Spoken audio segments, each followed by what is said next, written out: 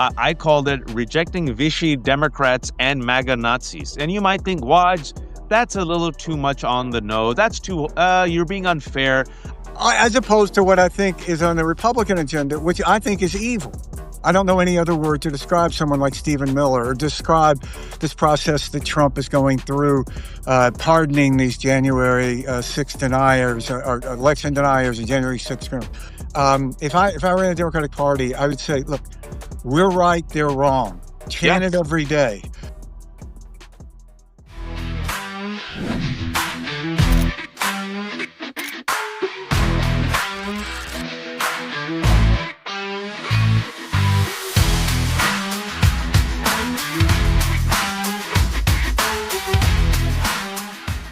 Hey, everyone. I got Stuart Stevens here. You know him, you love him. Co-founder of the Lincoln Project, former Republican strategist, a man who spent his life, really, his adult life, helping Republicans. He thought, hey, I'm doing something good for the country. And then during the rise of Trump, had a I guess you could say, come to Jesus moment, come to America moment, and realized, it was all a lie. And that's the name of his fantastic book. One of my favorite books by, for lack of a better word, former Republican, never Trump Republicans, because I really appreciate the candor and the honesty. And I felt like in your book, it was all a lie. There was a true moment of reckoning, right? Like, oh, this is the party I supported. These people are terrible. These people are racist. The white supremacy is behind it, greed, and you don't hide it. And since then, Stewart, for the past several years, has spent his time, and I think, if I'm wrong in this, trying to raise this Republican Party to the ground and create something better for the rest of us and our children. And with this particular framing, I called it rejecting Vichy Democrats and MAGA Nazis. And you might think, Waj, that's a little too much on the nose. You're being unfair. I don't think I'm being unfair. Based on what we saw last night, let's start with the Democrats, because I always try to be fair on this show, Stuart. Your take on the 7 Democrats and an Angus King, who decided to go against the majority of their Democratic colleagues, go against the majority of Democratic voters, go against what seems like the wave that brought power to Democrats last week, and say, you know what? We trust these Republicans and their inshallah. Let's go ahead and cave. Your take. Look, I think, but first, thanks for asking me, man. I'm a huge fan of yours. I think that, and we do have to divide between good intentions mistakenly directed and evil intentions. And I think that the intent, I take them at their word, that they really do feel, I think Angus King is a good man. I mean, that they really do feel that the pain that people are feeling, I think it's their motivation is good. So is Neville Chamberlain's. And, he really was trying to save millions of lives. He saw 50,000 British dead the first day of the Somme. As opposed to what I think is on the Republican agenda, which I think is evil. I don't know any other word to describe someone like Stephen Miller or describe this process that Trump is going through, pardoning these January 6th deniers or election deniers and January 6th. So, look, I think that is important because I think that the Democratic Party, to me, has this tendency of questioning and self-doubt that I don't really understand. If I ran the Democratic Party, I would say, look, we're right, they're wrong. Chant it every day. But look, on the positive side, I will say this, and this is something I used to always sort of try to frame things with clients. What is going to matter in 2 months? And I think what happened last Tuesday is more important than what happened last night. Because I've always felt that the 2024 election was mistakenly interpreted if you say it's a realignment election. It was an election in which a challenger was heavily favored to win a right track of 27% in the country. No incumbent parties ever won. It was under 45. You had approval rating for a president at 40. No incumbent parties ever got more than 2 points higher. So they knew Project 2025 was poison. Now that people are being forced to drink it, it's only gotten more bitter. So I thought the reversion to the norm is really what happened on Tuesday. So you have the African American Republican nominee for governor getting 7% of the African American vote. That's exactly the same percent that Barry Goldwater got in 1964. You saw dropping to 32% with Hispanics in Virginia. That has sort of been the norm for Republicans. With Bush world, we got up to 43, but then with McCain, it dropped to 32. And it wasn't like McCain was out there talking about deporting a lot of people and calling them rapists. So it got up to, I think, 70% with Asians. So, look, I think that is, well, we know it's the future of the country because the country is becoming a minority-majority country. And all the Stephen Millers in the world aren't going to change that. So I think that the inclusiveness of the Democratic Party. I think you had, a Mandami winning, and you had a governors in New Jersey and Virginia winning of a very different sort of tone. I think that's a very, very positive sign for the party. Okay, so let's work backward. Let's start from last week and get to this week. And I'm glad we're talking because you are more generous than me. And you remind me of a conversation I had with a friend of mine on WhatsApp yesterday. We're in a group, and he knows some of these guys. He knows Tim Kaine. He's been very active in politics, and the majority of our WhatsApp group had the type of righteous rage. And he was like, he was like you, Stuart. He goes, "Listen, let's see how this plays out." I get it. People are pissed, but I know the intention wasn't bad. But sometimes, as you know, the road to hell or World War Yep. II or the rise of Nazis is paved with the best of intentions, and with men who should have been fighters but decided to be complicit. We'll get to that. Let's take it back. Let's take the DeLorean back last week, right? We had historic wins, like you said. We had Zoran Mamdani. The Democrats, the establishment, the right wing, the billionaires threw everything and a Bill Clinton and a kitchen sink at Zoran, who was a distant number two, Stuart, when I interviewed him in the spring. He stayed on message. The core message was affordability for all. Didn't throw immigrants under the bus. Didn't throw brown people under the bus. Didn't throw black people under the bus. Didn't throw transgender people under the bus. Was critical of Israel at a time when the establishment said, "How dare you?" He had to apologize for slogans he had never used. Nonetheless, stood by on his principles, was firm. Young Jews voted for him, not despite of his views on Gaza, but due to it. He ends up getting this multicultural coalition, Mhm. wins by nearly double-digit points. Let's focus on that race first. Your takeaway from what that race showed you. Look, I thought the Democratic Party was crazy to try to stay away from him, and any of those that did. He won the Democratic nomination. Okay, you endorse the Democratic candidate like that. Um, I have a positive expectations from Mandami. I happened to be with him the night after he won the primary. I ran into Huh. him kind of in the green room over at NBC.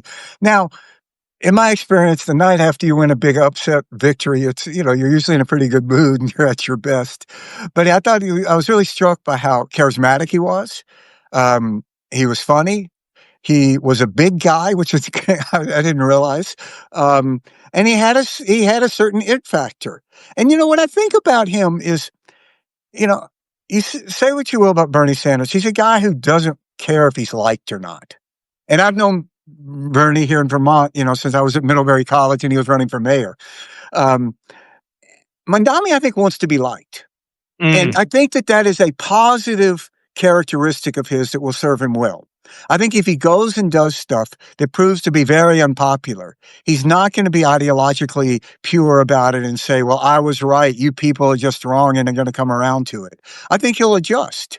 I think this is a young guy who wants to have a big future, who cares about it.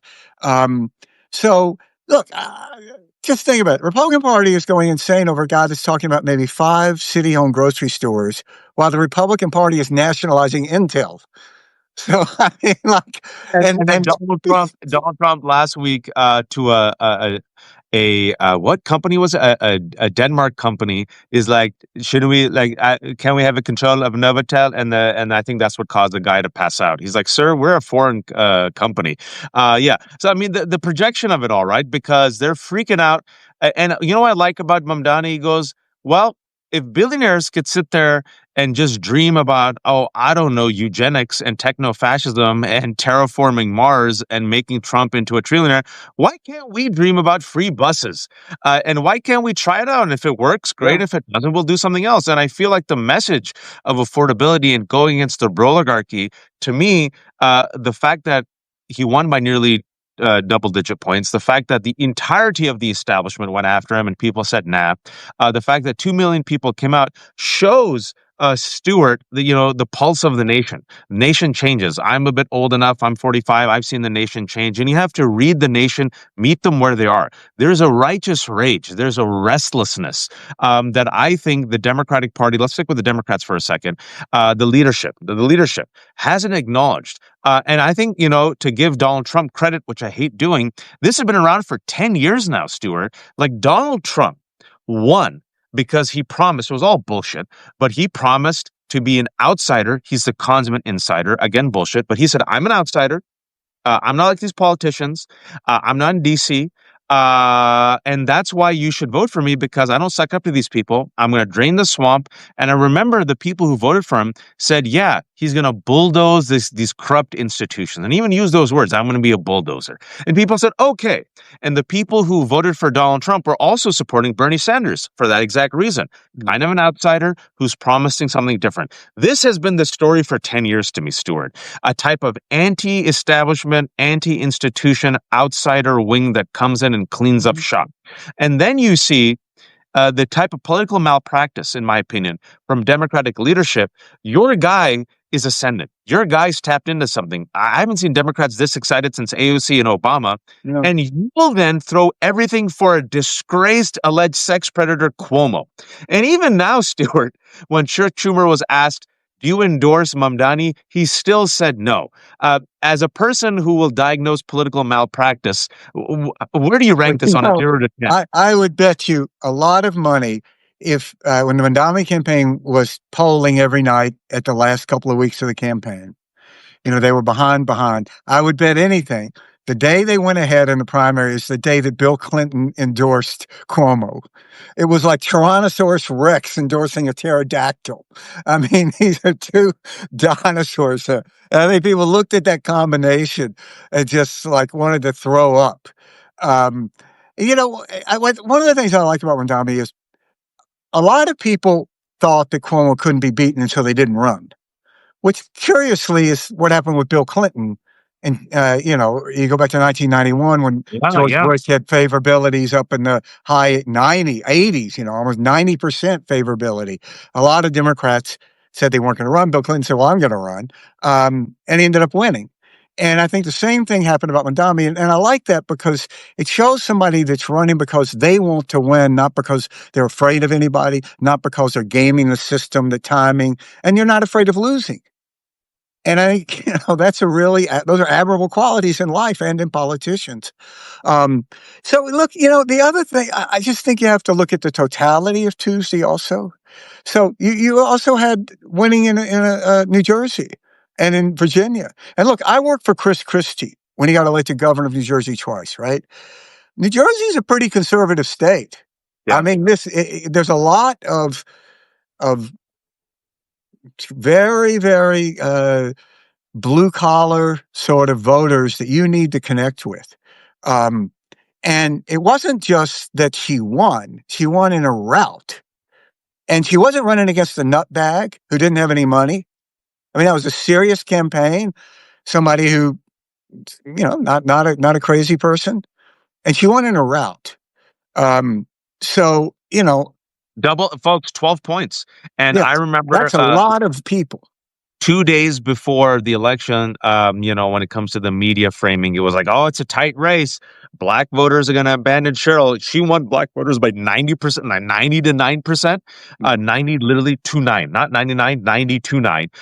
She won a multicultural coalition, and she won by 12 points. When I'm in Virginia, Stuart, and we haven't talked for a month or so, I think. But I was telling folks, because when you're on the ground and you know a community, you know the pulse. You follow the polls, but there's nothing like it. Yep. Yeah, and so that's why I remember when it was McAuliffe versus Youngkin, I told everyone, all my friends, Youngkin's going to pull through by 2 points. And they said, no, no, no, McAuliffe stuff's by two. I'm like, you're misreading it. Suburban voters, his parents' choice, the DEI stuff, it's spooked them out. They're not admitting it. He ends up winning by 2 points, right? Mm. And Democrats didn't have a counter response to it, which I thought was political malpractice by McAuliffe. This time around, because of the government shutdown, and in the DMV area, Stuart, I'm sure you've all have read the headlines. I mean, people are in pain. I have friends who are in pain. Like Yeah. and they all blame Republicans. In addition to the rising costs, Jay Jones. I give this example of why I think, to your point, why this was such a big win and shows you where the energy is in the country. The attorney general, the attorney general race, which people might not be following, right? I've said this before. Just stick with me, folks. Jay Jones was behind Miaris by 2 to 3 points. Miaris is a Republican, Trumper. Jay Jones effed up. They found like a text that he had sent when he was a state legislator, like figuratively just threatening violence. It's all bullshit compared to the violent insurrection. Nonetheless, Republicans pounced on it. Ad after ad after ad. Jay Jones, do you want this man who wishes violence? It was an ugly text, right? So I'm like, everyone's like, oh, he won't win. Then the government shutdown happened, and for the past month, Stuart, I was like, he's gonna pull it off. He's gonna win by Mhm. 1 or 2 points. Interesting. Yeah, and like this is going to be a trifecta. And now you saw Virginia. They got the trifecta, the governorship, lieutenant general, attorney general, 64 houses, right? Seats in the house. And then the whole, you saw the map where everything leaned blue. And then you saw this multicultural coalition that came out. To me, had Democrats run anyone, I feel like in New Jersey or even Virginia, I feel like the sentiment to me was a widespread rejection of Donald Trump, Republicans, and their economic policies. I mean, they lost the entirety of their. Donald Trump lost all the Latino support he had. It went back to Yep. 2016 We're numbers. back to noon. Yeah. Yeah. And to me, and then I want to ask you this question, but then I was looking at the crosstabs, Hmm. and folks, I was like, come on, white folks, for Mamdani, for Mickey Sherrill, and for the Virginia races. The double digit wins were thanks to the cobbling of the multicultural coalition, like you said, the Latinos, the Asians, black voters. In all those three races, a majority of white people still didn't go for them, Stuart. Well, look, I used the Doug Jones race when he got elected, senator for the first Democrat elected forever in Alabama, as sort of like, it's almost like a setup of Saturday Night Live joke. What would it take to get white moderates or conservatives to vote for a Democrat? Well, what if he was running against a child molester? And it was like, nope, they still got 67% of Alabama white voters voting for the thing. But look, I think what you're saying here is really important. We don't talk enough about it. And that is race. We don't talk enough about race in America politics. I don't understand why. Race is the key in which American politics is played. And what is driving the panic in the Republican Party is the fact that the country is becoming a minority majority country. They know that.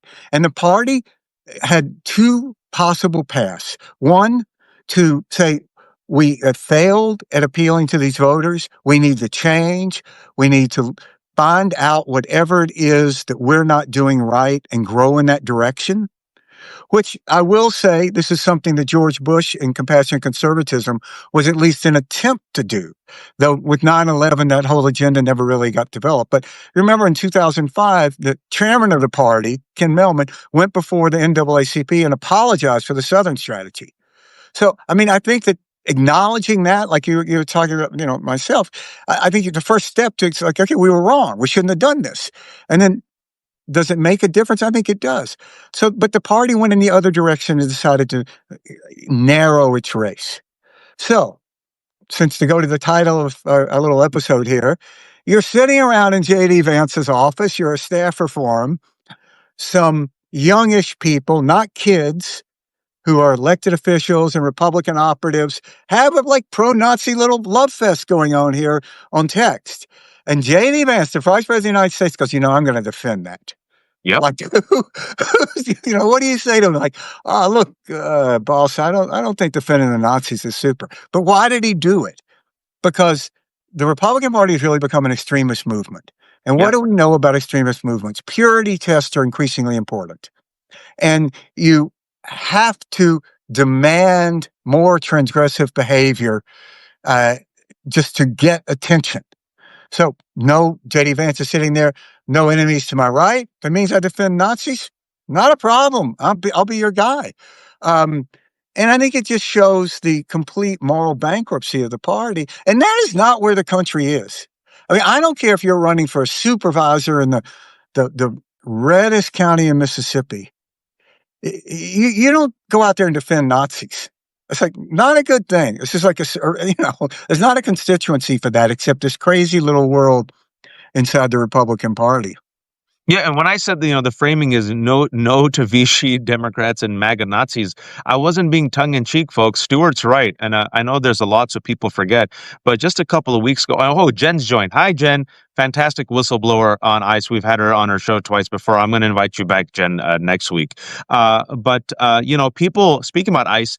People didn't vote for children being zip tied. People didn't vote for 79-year-old white men, shopkeepers being thrown to the ground. People didn't vote for priests in collars being tear gassed in the face.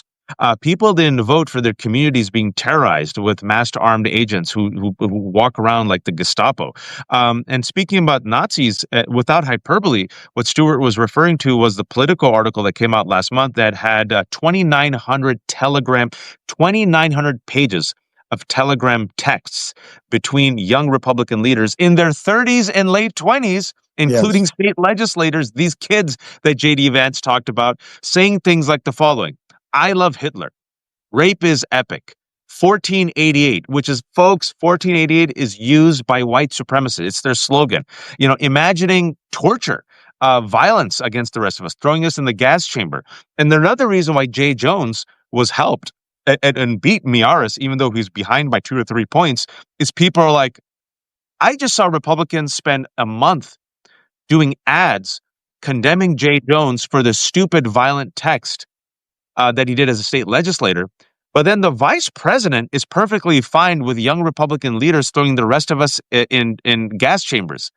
Okay, I think being pro-Nazi is worse. And then now, Stuart, I wanted to ask you this because you spend your life in the Republican Party. I predicted this. I hate predicting this. I said that Nick Fuentes would be the present and future of the GOP, what he represents.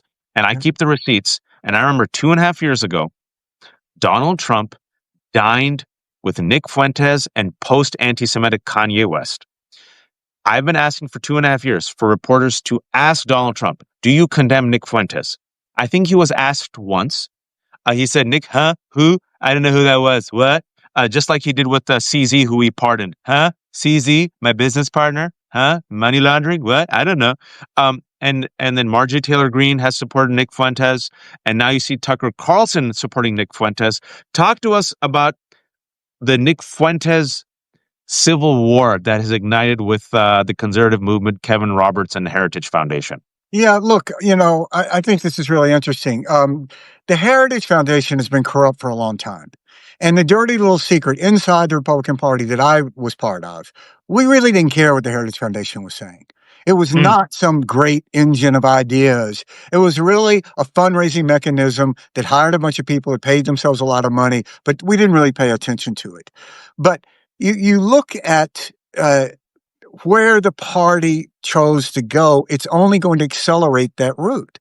So I go back to this. I think in the post-World War II world, Republican Party had took two paths. One was Dwight Eisenhower, conservative, boring, governing, sane, and Joe McCarthy, conspiratorial, racist, xenophobic, non-governing. Right. A lot of us who worked for Bush, I mean, like me, Nicole Wallace, Matthew Dowd, Mark McKinnon, Pete Wayner, we used to all sit in the same office. I think it's fair to say that we thought our side was the dominant gene in the party. And that the party, if only because the country was changing so much, would have to go more in our direction. And I don't know any honest conclusion, and this is really what I had to come to grips with after Trump won, is we were wrong. We were the recessive gene. The party is what it wants to be. Nobody makes anybody vote for Donald Trump. That's just what they want. And the degree to which the party has been compromised by Russia is a great underreported story. I mean, the Russians elected Donald Trump, helped elect Donald Trump. It's always causality is always difficult in politics, but there's no question. Asked Marco Rubio, Senate Intelligence Committee, they wanted to elect Donald Trump, and what did they get? Well, unimaginable what they got. And now you have all these Republican senators on an issue like Ukraine. They're afraid to take Donald Trump on. And you saw that across the board. And it's just this sort of moral collapse of a party. So, they talk about with this split and that real conservative Republicans don't agree with the Harris Foundation. I don't really know where these people are. Who are these people? I mean, I don't hear a lot of Republican senators attacking the Heritage Foundation. And I think silence is complicity. So I don't know. I mean, this is a party that doesn't have a room for a Cheney. A Liz Cheney, a Dick Cheney, a Mitt Romney, a John McCain, and you and me are old enough, Stuart, that we remember in 2012, the flag bearer for the party who ran for president as a Republican was Mitt Romney. In 2008, the person who ran was John McCain. I have a dark joke that you can use that I think works, is that if George W. Bush ran as a Republican, MAGA would reject him for being a Muslim lover. Because if you remember, George W. That's the truth. That's a truth. That's not a joke. It's a true statement. Go back and read George Bush's acceptance speech at the 2000 convention, which was written by Michael Gerson, who became a Washington Post columnist, sadly died about 2 years ago. An evangelical Christian. And when we were all living in Austin in 99 and 2000, we were all going out to clubs at night, drinking and raising hell. Gerson was working quietly in a homeless shelter. Never told anybody. I only found this out because I had to drag him out to rewrite something. I found him working at the homeless shelter. I mean, that is a truly good person. He wrote that speech. Go read that speech. It's like an artifact from a lost civilization. It's all about humility, service, compassion. That guy couldn't get 5% in the Republican Party now. No, absolutely not. And folks, it wasn't that long ago, and I'll share a story. Clearly not a fan of George W. Bush, the war on terror, Mitt Romney. I want people to realize that, because I'm sure people are like, why are you normalizing it? But I'm telling you, compare and contrast. That was a party that, despite its policies, still preached a compassionate conservatism, was pro-immigration. I believe it was the Bush Foundation that released their own data that said actually immigrants are good for the economy. Mitt Romney, being Mormon, when it came to religious persecution, he didn't ran on the manufactured, hateful anti-Sharia bullshit because he recognized it. Because they're going to do this to Mormons, right? So there was some level of decency there that we won't go, come on, let's not go that far. And I remember, Stuart, in 2011, I did Fear Incorporated, The Roots of the Islamophobia Network, an investigative report for CAP, which talked about the creation of these horrific Islamophobic memes that you just saw in the last 2 weeks against Mamdani, right? That was used against Obama. And then the people who proliferated it were, if you will, the original MAGA types, these freaks, these nuts. That yes, they were allowed on right wing media and they proliferated on social media, but the respectable conservatives, once that report came out, Stuart, they met me. I'm talking about Republicans who were working in the government, dyed in the wool conservatives. Like you said, some evangelicals were like, man, we got to change. Because there was also an audit, if I remember, that the Republican Party said we have to become a multiracial and be pro-Latino. After Romney lost, we lost, by the way, the party did go through this so-called autopsy of asking itself, why is it that we keep losing? Now, the conclusions were not profound. They were obvious that you had to have appeal to more non-white voters. You had to appeal to more younger voters. You had to appeal to more women, particularly women that worked outside the home, particularly younger women. Okay, it's good to say this stuff, but what's interesting about this is if you go back and read this, it was presented not only as a political necessity, but a moral mandate. That if you're going to earn the right to govern this big, changing, cacophonous, contradictory, loud country, you need to be more like it. And then Trump came along, and everybody said, great, this is what we're going to do. And Trump came along, and I swear to God, man, you could hear an audible sigh of relief in the Republican Party, like, thank fucking God, we only can win, we can go back to winning with white people. This is it. We don't have to pretend we really care about this shit. Yeah, we And could go all in. Now we could go full white supremacist, yeah, full yeah, white racism. And you know, what I was saying is at that time, folks, believe it or not, 2012, 2011, I was told, I was working with dyed in the wool conservatives who are like, Waj, this report is very important. This is what they told me. Thank you for writing this report, even though it exposes some of these Republican officials, elected officials, the type of airing of dirty laundry shames us. And now we can vomit out these extremists from the party. That was the goal around 2012, 2013. Okay. So I remember, Stuart, that, you know, CPAC, there was a CPAC conference, and these people that we outed, these original MAGA freaks, right? The pre-MAGA freaks, the extremists, the hate mongers, they weren't invited by CPAC. And so Steve Bannon in 2014 did a parallel event called The Disinvited, yep, elevating these freaks, Pam Geller, I think Daniel Pipes, a few, Steve Emerson, and Steve Bannon said, I'm going to do a side panel called The Disinvited, and I'm going to elevate these freaks that got rejected by CPAC. Folks, fast forward 11 years, those people now have infected the Republican Party. They took over. And now I see the next generation, Stuart. I want to ask you this because I've been paying attention to, because it's been 10 years. People forget 10 years is a long time. That means there's an entire generation that has been radicalized and groomed by Trump and Trump's cruelty. And now what I'm seeing is that Trump and the people in Trump's orbit are seen as the rhinos for this next generation. yeah, it's, you know, which is what always happens in extremist movements. You know, that the previous generation can never be, iteration can always be trumped by, uh, and eclipsed by a more radical group. You know, this is how it starts. You know, it's true in the Red Guard, and there's never a moderating force within that ends it. It wasn't the moderate element of the Khmer Rouge that ended the Khmer Rouge. Um, and it's just a pattern that repeats itself. And look, this is, you know, Joe Trippi, who's, I think, the best, one of the certainly the best Democratic consultants of his generation, a guy I hated to go against because he was so goddamn good.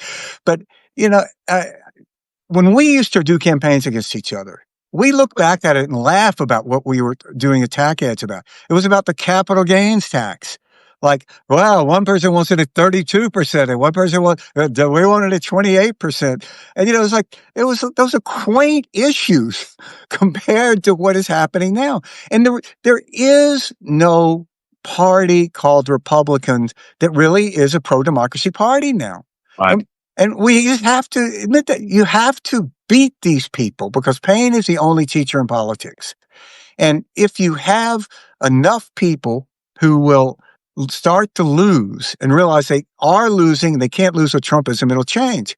But, you know, it's a threshold level of acceptance of advancement in the Republican Party to deny what a fifth grader knows, and that is who won the 2020 election.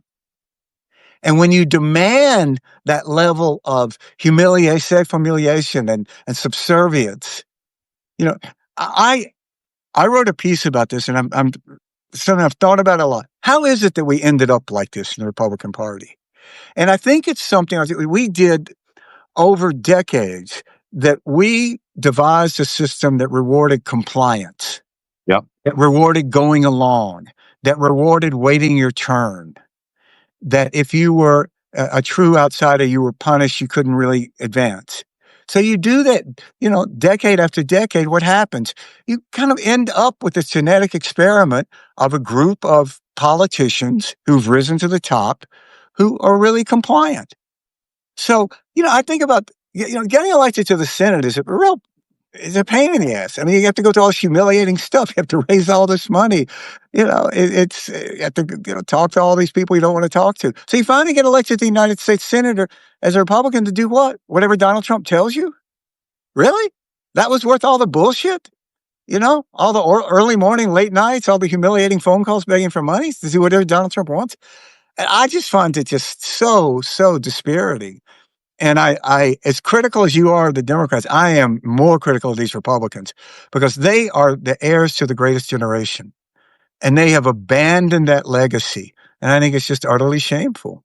And not only abandon that legacy, look how they're behaving. Now, if you just step back and look at the corruption of the Republican Party, look at Ted Cruz, J.D. Vance, Mike Lee, all super Christians apparently.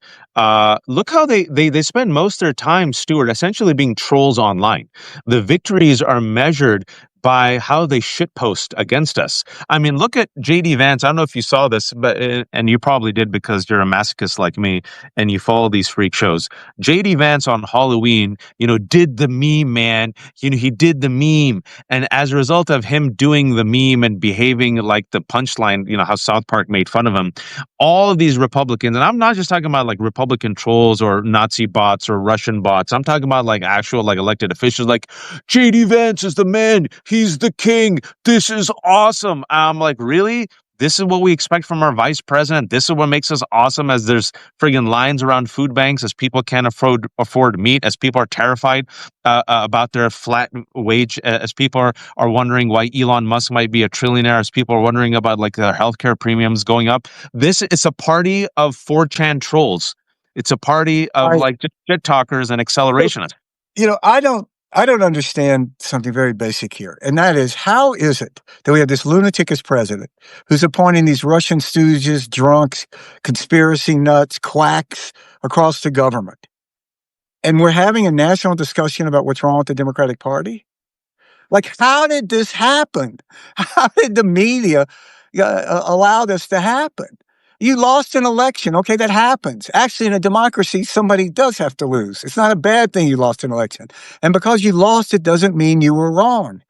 I mean, I grew up in, deepest Mississippi, 7th generation Mississippi. My parents were against segregation. I don't remember them, and a lot of people ran as segregationists and won. I don't remember them sitting around the kitchen table and going, well, maybe we should rethink segregation. It was like, no, we lost. Let's try to win next time. And there's something that's sort of questioning about the Democratic Party that is just, I just hope we can get beyond that, because, people are drawn to swagger. People are drawn to confidence. And nobody wins the Super Bowl like walking out there and going, I think we got a shot. I don't know. Probably not. Maybe we could.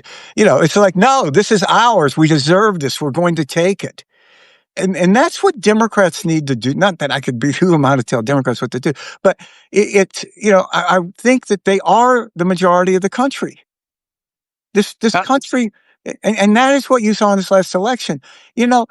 This country does not want masked men hunting brown people across the country.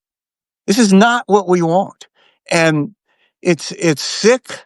And one thing that really strikes me: all of these people are deeply, deeply damaged people.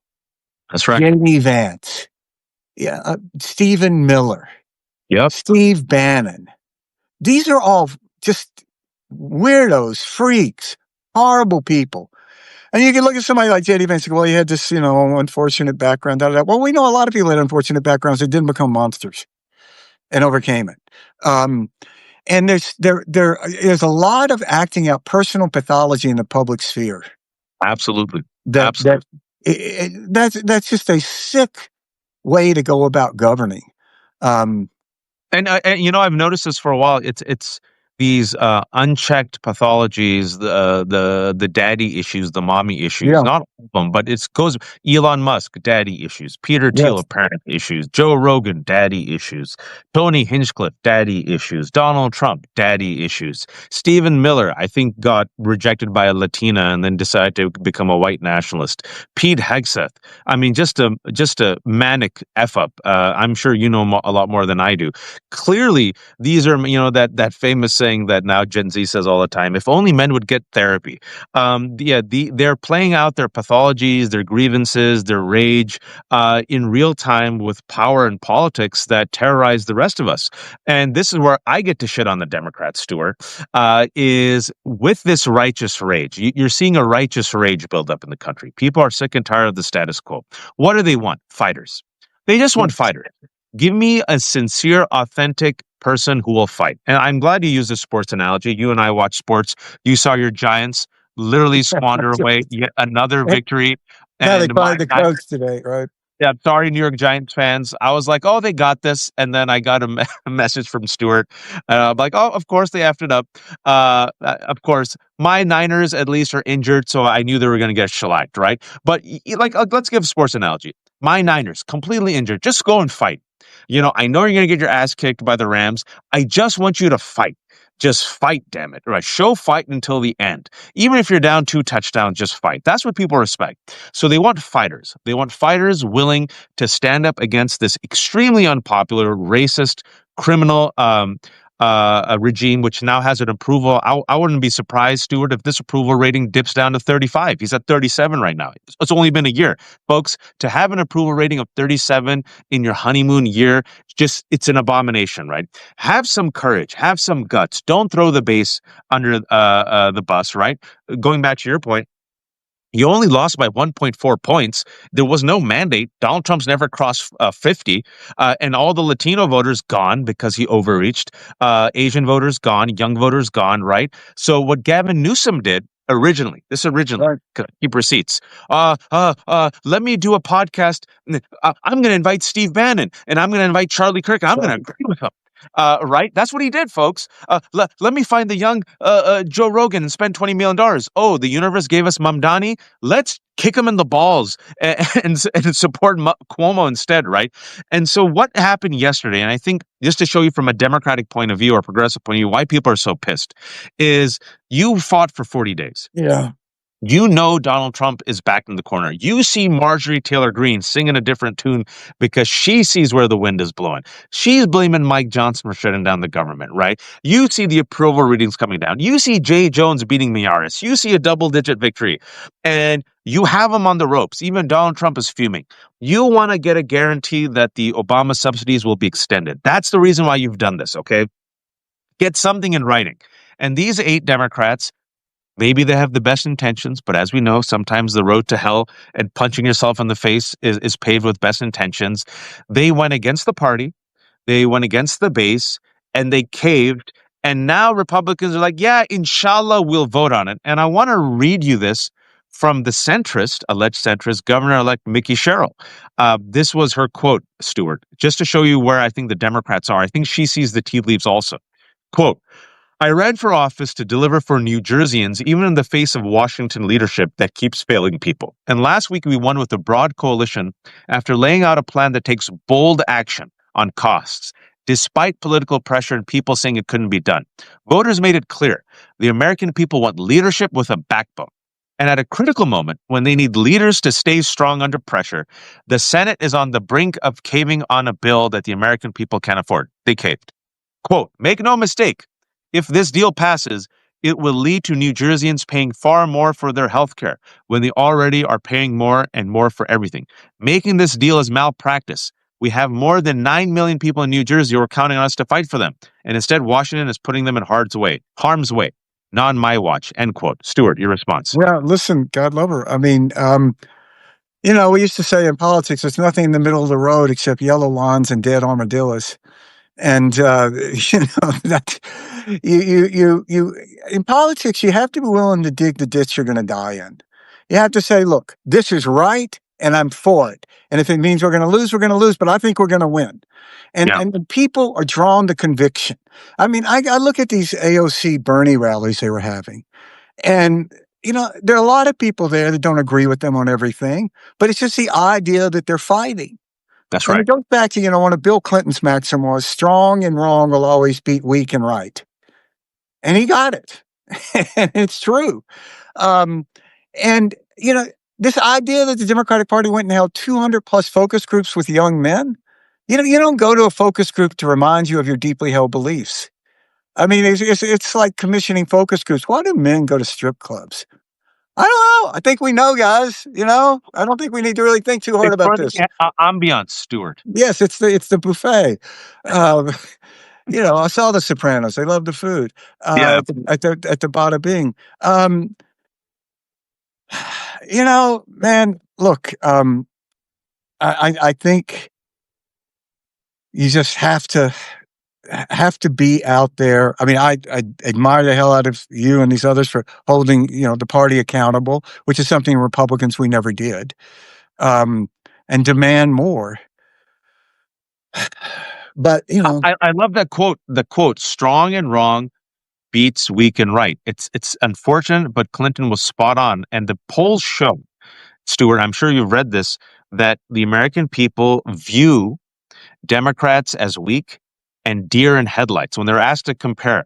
And they said Democrats are like deer in headlights and Republicans are like ravenous lions. They take what they want. And it's not like they like the Republicans, but they say, you know what? Republicans get power. They flaunt it. They flex it. And what we're seeing right now is the DNC has the lowest favorability rating since 1994. People literally perceive them as weak, as not fighting, and strong and wrong beats weak and right. There's a reason why Donald Trump, as a strong man, is able to win over men. At least he'll get it done. At least he cares. There's something about it. I know it sucks, but folks, it appeals to human nature. A leader, you want them to be strong. I'll get it done. I don't give a shit. And you're like, oh, he's unethical. But compared to this completely weak, flaccid man who has no spine, I guess I'll go for the strong guy who will just, kick down some doors and hopefully the door won't fall down on me. And that type of strength is something that I think is not reflected. And I want to ask you this: how long can Chuck Schumer last? Because Chuck Schumer didn't vote for it yesterday, right? So this is what I was thinking: if Chuck Schumer didn't vote for it, but he allowed 8 Democrats to break ranks and vote for it, that to me reveals weak leadership. If Chuck Schumer's like, I didn't vote for it, but they did what I wanted them to do, that reveals also weak leadership, because now he's lying to the people and going against the base. Your take from your decades look, of look, working this. I think one of the disadvantages Republicans have is they have no one who is the face of the party that is appealing. Absolutely no one. I think Democrats have a lot of faces out there that are appealing, but Chuck Schumer is not one. I mean, I think that you look at Schumer, it's like wallpaper at best. He's a Washington institution. He gets in that thing, man. I've elected a lot of senators. They go there. They think there's, as a guy said, a friend of mine who got elected as a senator said, they all think they're wearing togas over here. Yeah. They get this whole weird sort of inside talk about process and this and that. And Schumer, he's just, as a face of the party, he's never going to help you. There's nothing inspiring about Chuck Schumer. There's nothing that makes you want to. I may die on this fight, but I'm going to die with Chuck Schumer fighting next to me. No one ever says that. I don't think his family even said that. I think they're like, we'll let Chuck die. He's had a good life. Yeah, it's another era of politics, and I think one thing that Democrats, I wish they would do, I think they could do, is come up with an agenda for this coming election that when you vote Democrat, you're going to get this. This is what we're going to do. The first day, we're going to cut off funding for ICE. The first day, we'll cut off funding for the executive branch. The first day, we'll pass a tax on everybody who makes more than $10 million a year. Pick a number. I've never seen a poll where that didn't test 90-10 at least. You're going to go, we're going to go after these oligarchs. We're going to nationalize Starlink. We're going to nationalize SpaceX. You shouldn't have an unstable man with drug issues involved in critical national security issues. But give people something that, look, go out there and fight. We're going to give you this. And I think that would be very, very positive as a sort of national agenda. And even if you can't do it, who cares? Just promise it. Look at Donald Trump. He promises it. He lies. But at least he promises it. And then once he gets in power, he goes, all right, whatever. I'm perfectly fine with Democrats doing that. Pie in the sky. Inshallah. Let's try it out. Why not? Yeah. If Donald Trump can spend $300 million and destroy the East Wing and lie and create a bunker, we could get free buses. Let's give it a shot. Let's go for affordable health care. Let's regulate the billionaires. Let's nationalize Starlink, all right? Let's run on accountability. Let's have trials. Let's put Stephen Miller in jail. I think that'll be very, very, very, very, very, very popular. Maybe we don't need ICE. Do you want the Gestapo? Maybe we should replace ICE with something better. Just dream big. And I think what the Mamdani, and I'll end on this. I think what the Mamdani campaign showed you is you stand 10 toes down on principle. Like I said before, I interviewed him when he was a distant number two in the spring, a couple of months ago. He has the same platform. He goes, I'm going to ride or die on this platform. He was a distant number two, folks. He just chipped away, chipped away, chipped away, chipped away. He didn't take any vote for granted. He talked to everyone. He met people where they are. And the message was affordability. Let's take on the broligarchy. Why should the 1% get all the money and you don't even get crumbs? And people are like, yeah, why not? And if he says, if Elon Musk and all the other people could get billions, why can't you get free buses? Yeah, yeah, why not? Americans are so interesting. It's like we have Stockholm syndrome. We don't deserve paid family leave. How dare we even dream of it? And then someone says, hey guys, do you know that every other industrialized country has guaranteed paid family leave? You're like, oh, that'd be nice. And I think basic stuff like this and fighting for it, Stuart, will give you a route. I mean, and like you said, I think the MAGA, it's so unpopular right now. They're here's just a little vicious and ugly. Sorry, go ahead. No, here's a little exercise I think it's worth playing. What if you were running for office today and you proposed what we need free public schools, and we're going to have free busing for people who want to go to public schools. Republicans would call that socialism now. But that is the essence of the American public school system. We say, we're going to have colleges that you really don't have to pay to go to. We had land grant colleges like that you really didn't. Mississippi State, basically free. And now if you did that, it would be, well, how dare you? That's crazy. So we need a place people could go and they could access books for free. Let's call it a library.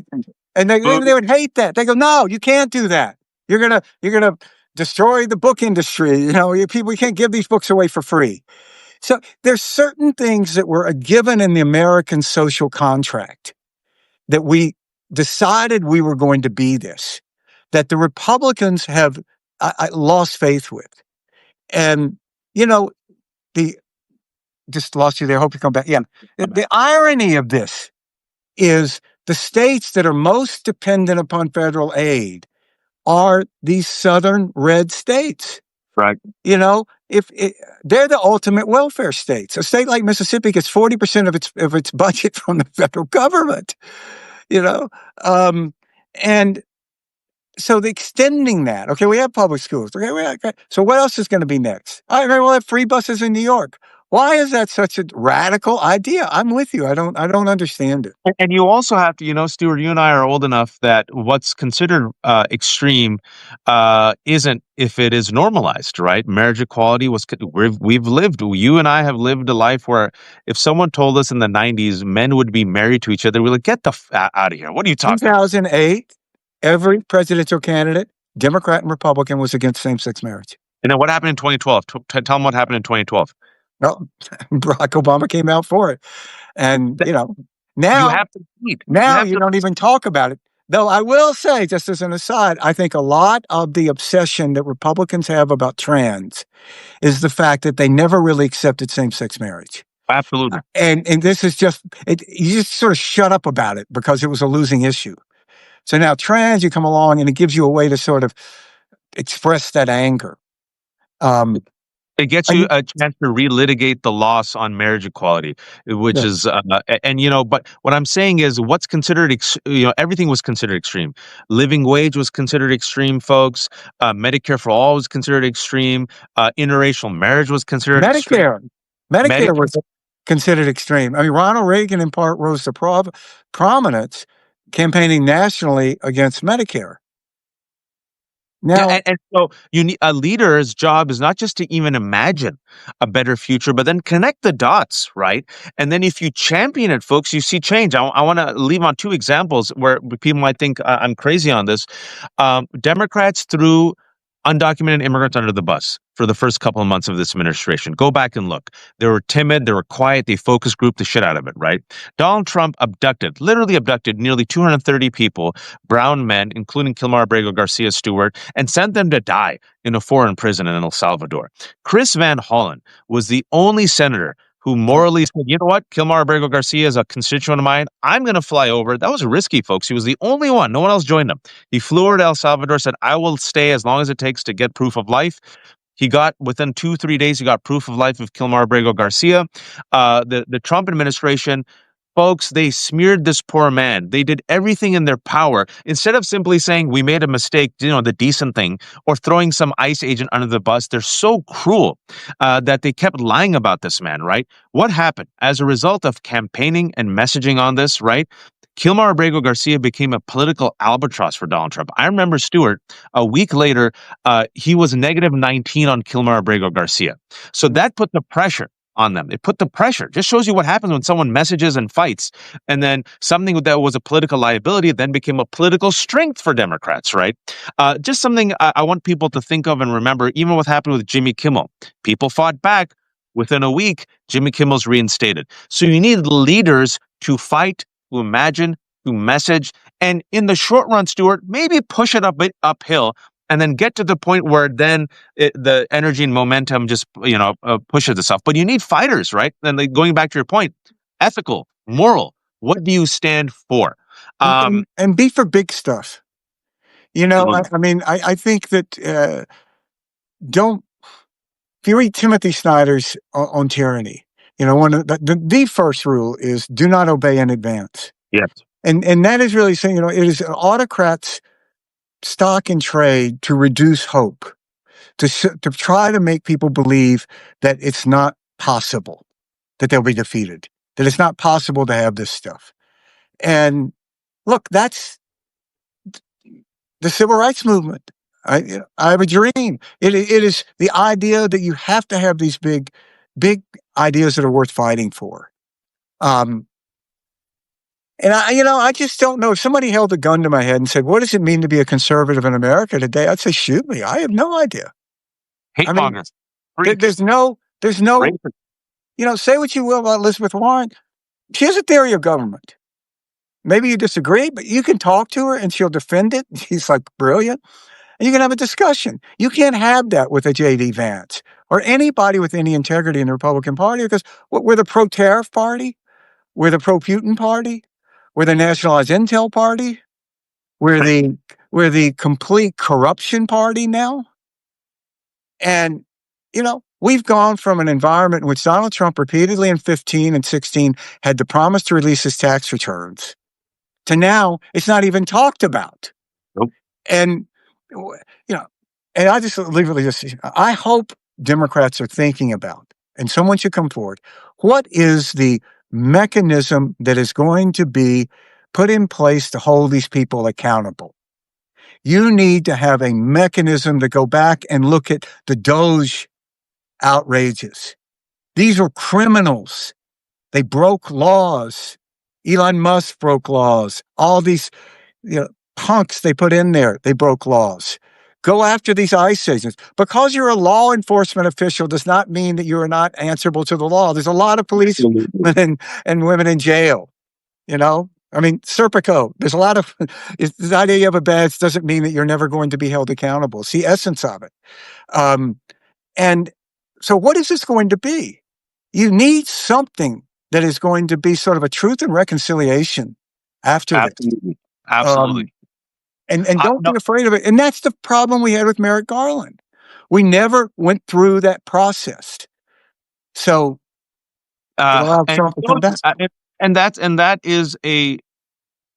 the Merrick Garland of it all is a beautiful encapsulation of the timidity of some well-intentioned Democrats who would choose civility and restoration to progress and reform, where the respect for institutions outweighs the righteous anger of the majority that demands accountability and change. And a weakness of Biden, I'm sorry to say, because if Trump was there, he'd be like, "Okay, Merrick Garland, bye. And furthermore, I think I'm going to put you in jail and go after you because I want to." And then he'd put in someone who's a fighter. And Democrats need to learn. And you said it, and I've said it before. I hope people will listen to you. I said any Democrat running for national leadership, a national position, has to run on accountability. And if they run on accountability, I guarantee you people will vote for them. If they literally say, "This is how I'm going to hold this mother effer Elon Musk accountable, vote for me. This is how I'm going to hold Stephen Miller accountable, vote for me. This is how I'm going to hold Pam Bondi accountable, and this is how I'm going to hold ICE agents accountable." I still haven't heard that, Stuart, because and Patel. Anna Cash Patel. Hey guys. Hey, I'm at Valhalla. Sorry, I had to. Let me be petty. My Uh, dad was an FBI agent, so that really strikes home.